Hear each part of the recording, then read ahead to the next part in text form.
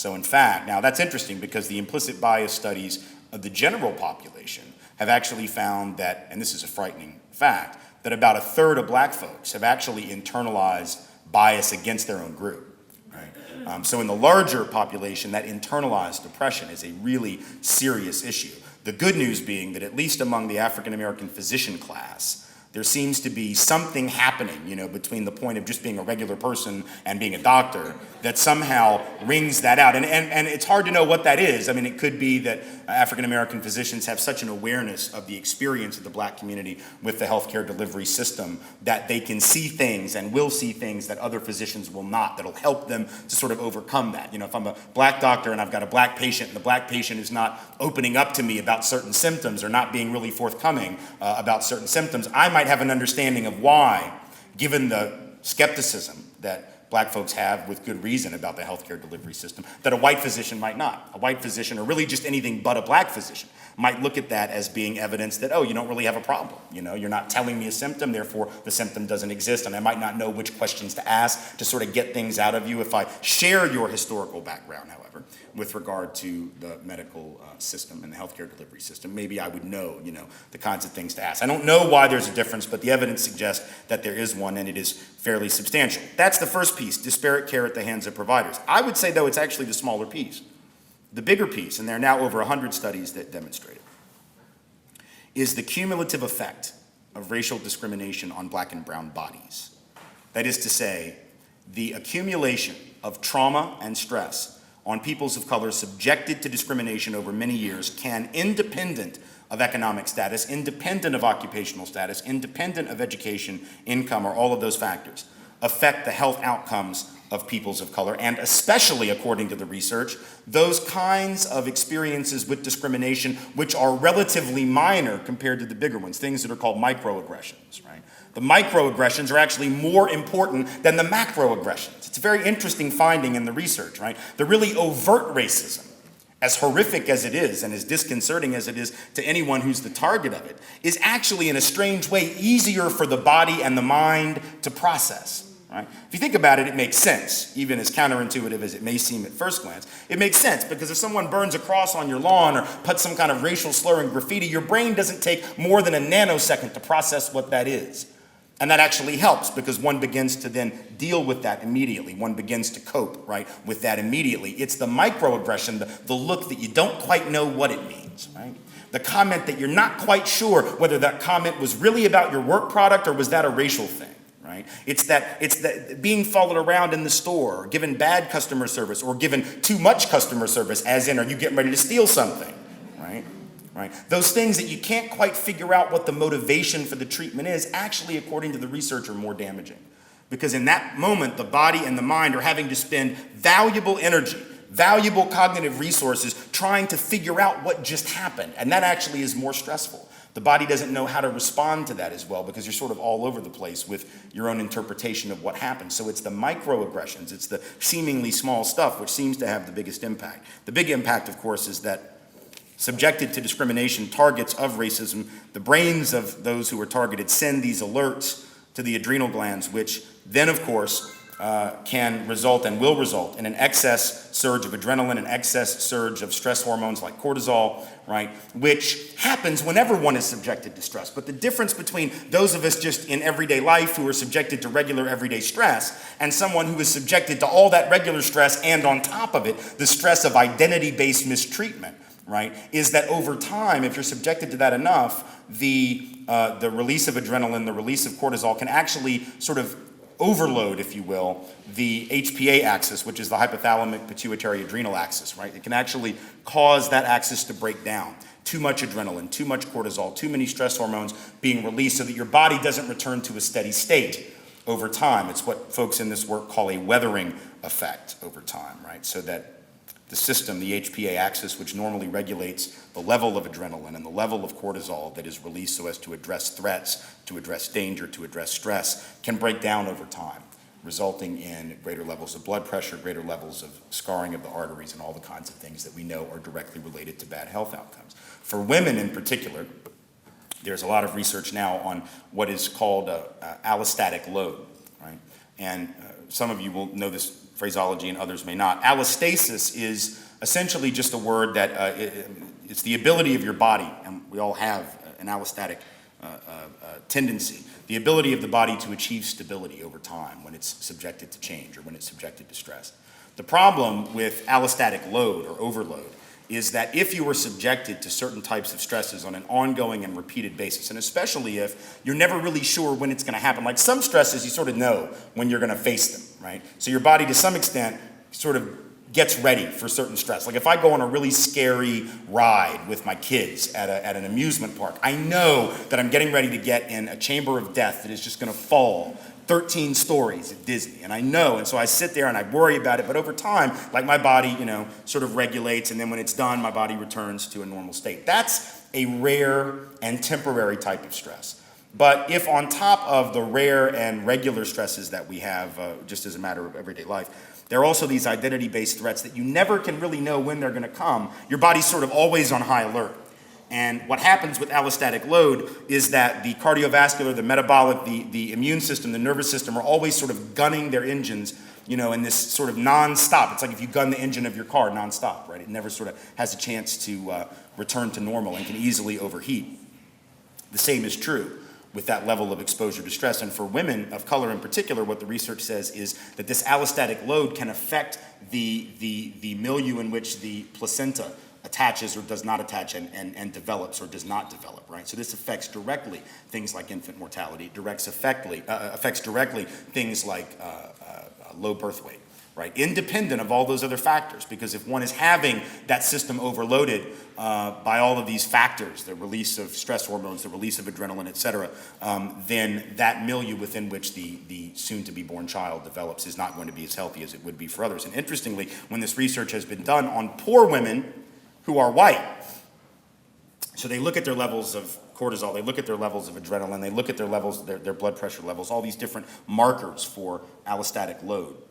And the research has found that poor women, who are no doubt subjected to stress on the basis of their economic condition, no one would deny that, but they actually have lower markers of allostatic load than African American women who are affluent, right?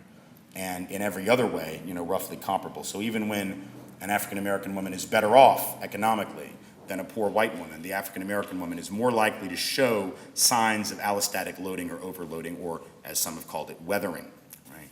So what then happens when you're exposed to these types of stresses? Not only does your body often overload its HPA system and all of these things, but you also have to come up with coping mechanisms, which in and of themselves can prove problematic. Right? The research on this has found that when you're subjected to identity-based threats, the most common response on the part of the targets of racism is what's called high-effort coping. Right? What is high-effort coping? It's the type of coping that says you just got to push through it. Right? You have to be twice as good to get half as far. Right? Which was an operative and normative thing that peoples of color have been told all throughout the history of this country and are still told today by parents and by grandparents who understand the reality of racism. It certainly was normative in past generations. You have to work twice as hard, maybe 5 times as hard, depending on who your folks were. I might have told you 10 times as hard. But certainly that the system was stacked in such a way that for black and brown folks to achieve at the same level, let alone a higher level, they were going to have to put forth more effort. That's a coping mechanism, right? And I guess on the one hand, it's a positive trait, right? That's like a trait of character, pushing through the pain and persevering. Perseverance is a really important character trait. There is no question about that. It's one that we don't give people of color very much credit for, frankly, and we certainly should. But it's an important one. The problem is there's a very fine line between high-effort coping and John Henryism, right? For those of you who remember the story of John Henry, right? He was the steel-driving man who could pound rail ties on the railroad faster than anyone. And one day when there was all of a sudden a machine invented to do this job for him, right? And the challenge was put to him. They said, well, this machine, can put these rail ties down faster than you can. And John Henry said, no, that's not true. I can beat your machine. And so they have a competition. If you know the story, you know how the story ends. John Henry wins. He actually does pound the rail ties faster. He engages in high effort coping. By God, I'm going to work twice as hard, not just to prove I'm better than the white folks, but I'm better than the white folks' machine. That's how good I am. And he wins. And then he drops dead at the end of the competition, having engaged in such high effort coping. So when we see mortality disparities between white folks and people of color, when we see short of mortality, but nonetheless health problem disparities between white folks and people of color, how much of that can we attribute, at least in part, to the ill health effects of high effort coping? That is to say, working oneself to death just to prove to the people who doubt you that you're capable. You see, that is a burden that only non-dominant and marginalized groups in a society have to deal with. That's not the burden that I have as a white man. I got lots of stuff on my plate, right? But that's not one of them, because I know that if I fail, if I drop the ball, if I underperform, no one will ever look at me and think that, well, that's just white men. That's just how they do. God forbid you ever have one of those in your organization. They're just incompetent. We all know that.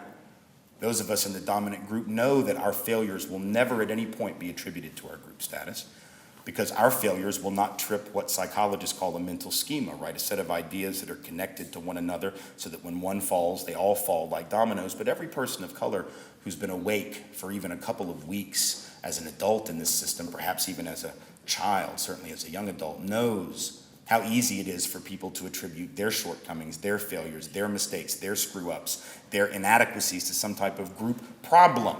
Whether it is genetics inherited on the boat coming from Africa where one retained salt, and that changed the evolutionary history of black peoples in mere 2.5 centuries, 3 centuries, or whether it's the behavioral tendencies that we want to put on people and claim that that is why people are ill, instead of looking at the effect, the cumulative effect of racial discrimination. There was actually a longitudinal study that was done about 10 years ago, over a period of several years, which found that the overall impact of being subjected regularly to racial discrimination was equal in its effect on black health in particular to a lack of exercise or eating high-fat or high-sodium diets. The reason that's such an important thing is if it is co-equal with those other factors, and we have identified those other factors as public health crises, we have identified lack of exercise. We have identified eating bad foods as public health matters. We've identified smoking as a public health matter. We've identified a lot of things as public health concerns that we want to get sort of our head around and our arms around and our laws around and our policies around. Never have we announced that racism and racial discrimination is or should be seen as a public health emergency. And if we don't announce it as such, we will not treat it as such. And if we do not treat it as such, we will not have funding to research the connection between those things and negative health outcomes, let alone to try to find the proper interventions. So only when we decide that these are public health emergencies, and of course people in the realm of public health know it.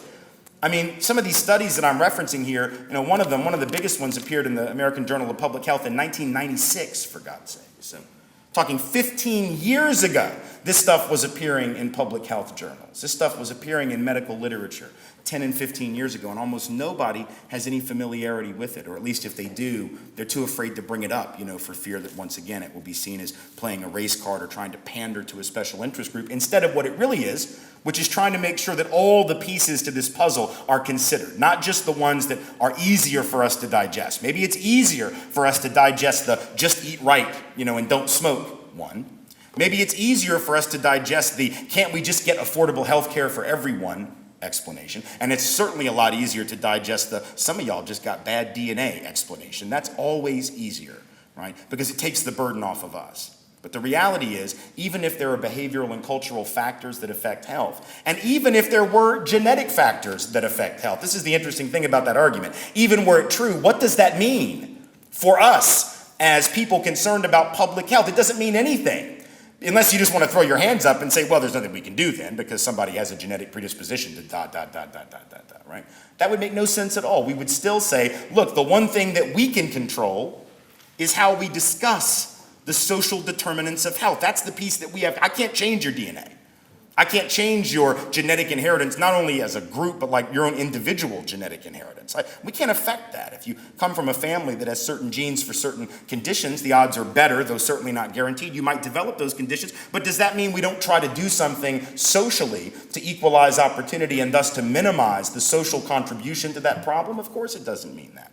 The fact that one may have a gene that predisposes one to developing a certain kind of cancer doesn't mean that if you're living in a neighborhood with lead paint on the walls that we don't try to get rid of the lead paint, It doesn't mean that we don't try to address the discrimination that you're facing on a regular basis just because there's something else also going on and you smoke 2 packs a day, so really you need to stop that. Well, you do, but Not only do you need to stop smoking, not only do you need to stop drinking to excess, not only do you need to eat healthy foods, and not only do we need to make sure that healthy food is available, but also we have to be intervening on a regular basis in our own workplaces, in our own schools, with our own children to address the pernicious and cumulative impact of racism and racial discrimination on black bodies and minds, brown bodies and minds over a period of many generations, which continues every generation to get passed down the less that we speak of it.